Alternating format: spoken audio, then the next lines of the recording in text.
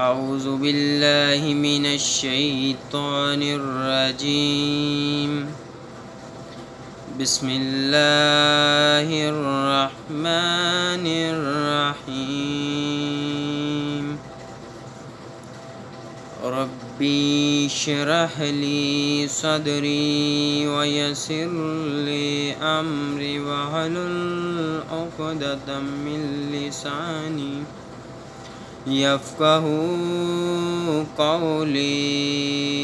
رب زدني علما، رب زدني علما.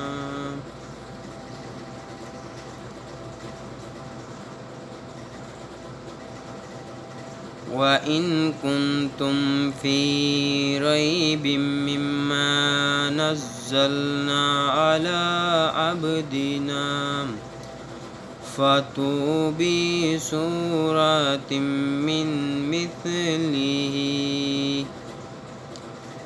وادعوا شهداءكم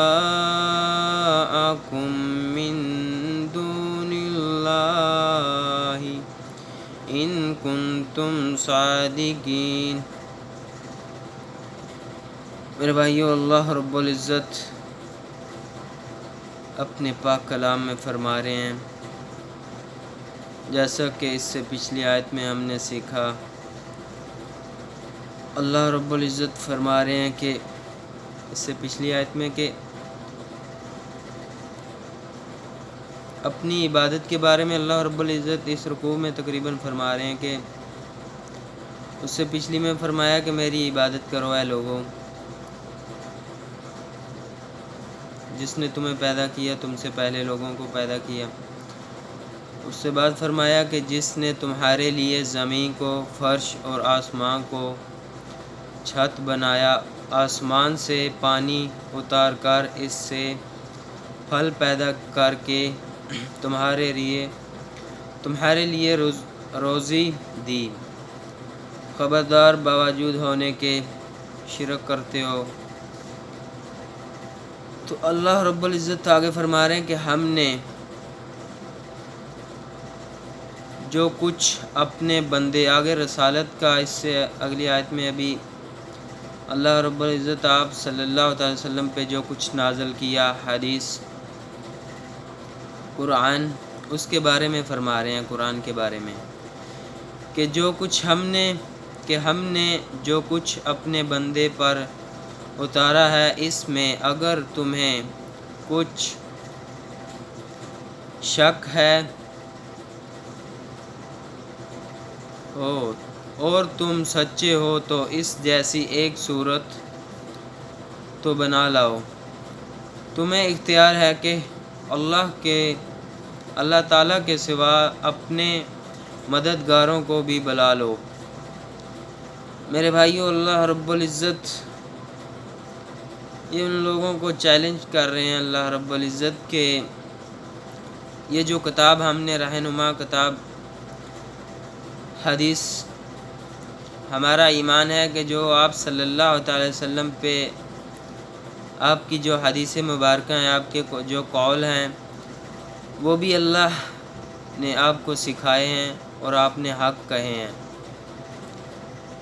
وہ کیا خوب لکھتے ہیں نا کہ ہمارے نبی کی زبان ہمارے لیے ہے قرآن، کسی اور کا بیان چنگا لگتا ہی نہیں. تو میرے بھائیو، ہمارے نبی کی زبان بھی ہمارے لیے قرآن ہے. تو اللہ رب العزت اس کتاب کے بارے میں فرما رہے ہیں کہ اس جیسی کوئی ایک صورت بنا لاؤ جو اس پہ شک کرتے ہیں. تو میرے بھائیو، یہ غیر مسلموں کے لیے اللہ رب العزت نے آیت نازل کی. آج تو سبھی مسلمان الحمدللہ اس کتاب پہ، اللہ کی اور جو 4 کتابیں 3 ہیں ان پہ ایمان رکھتے ہیں. الحمدللہ، یہ اللہ کی عطا ہے کہ اللہ رب العزت نے ہمیں مسلمانوں کے گھر میں پیدا کیا. تو میرے بھائیو، اس سے پچھلی آیت میں اللہ رب العزت نے ٹوٹل مخلوق کو، اللہ رب العزت نے حضرت انسان کو مخاطب کیا کہ میری عبادت کرو.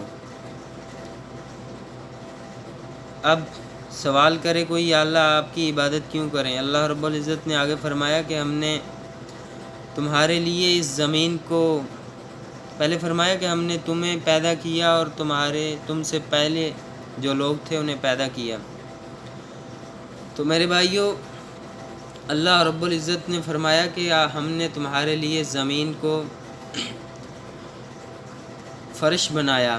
میرے بھائیوں، یہ اللہ رب العزت کی کتنی بڑی نعمت ہے کہ اللہ رب العزت نے زمین بھی بنائی اور ہمارے لیے زمین کو نرم بھی بنایا۔ دیکھیں نا، کتنی اللہ کی نعمتیں زمین میں سے نکلتی ہیں، اناج، فروٹ۔ سب سے بڑی بات یہ کہ جب حضرت انسان کا وقت آخر آ جاتا ہے، جب وہ فوت ہو جاتا ہے، تو اللہ رب العزت نے زمین کو نرم بنایا کہ ہم اپنی میت کو وہاں چھپا سکیں۔ دیکھیں نا، ایک جانور چھوٹا سا کہیں مرا پڑا ہو نا تو کتنی بدبو آتی ہے۔ تو میرے بھائیو، یہ اللہ رب العزت نے زمین کو نرم بنا کے ہم پہ کتنا بڑا احسان کیا ہے کہ ہمارا زمین کے اندر کوئی بدبخت گنہگار جائے تو اس کا پیٹ پھٹ جائے تو لیکن اللہ نے وہ عیب رکھا ہے کہ زمین کے اندر اسے دبا دو۔ میرا اور میرے بندے کا معاملہ ہے یہ۔ تو میرے بھائیو، یہ اللہ کی کتنی بڑی نعمتیں ہیں ہم پہ۔ آج اللہ کے نبی صلی اللہ تعالی وسلم نے فرمایا نا کہ جو اللہ کی نعمتوں پہ شکر ادا کرتا ہے اللہ اس کی نعمتیں بڑھا دیتے ہیں، اور جو ناشکری کرتا ہے اس کی نعمتیں تنگ ہو جاتی ہیں۔ میرے بھائی، وہ ذلیل ہوتا ہے۔ خدا را قرآن کو سیکھیں ہم، اپنی اولاد کو اپنے عزیز و وقار میں، بلکہ امت محمدیہ تک ہمیں یہ قرآن لے کے جانا ہے۔ ختم نبوت کے طفیل یہ کام امر بالمعروف نہی عن المنکر کا میرے بھائیوں، یہ امت محمدیہ پہ فرض عین ہے۔ اللہ رب العزت اپنے پاک کلام میں ایک جگہ پہ فرما رہے ہیں کہ مومنوں کی نشانی، کہ اے ایمان والوں کو مخاطب کر رہے ہیں۔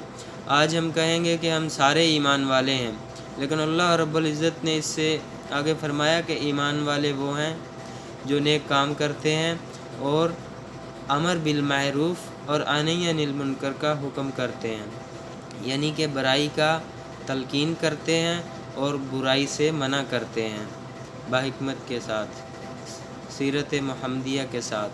تو میرے بھائیوں، آج ہم اس فریضے سے بہت دور جا رہے ہیں۔ خدا را اپنے بچوں کی اپنی فکر کریں۔ وما علینا الا البلاغ۔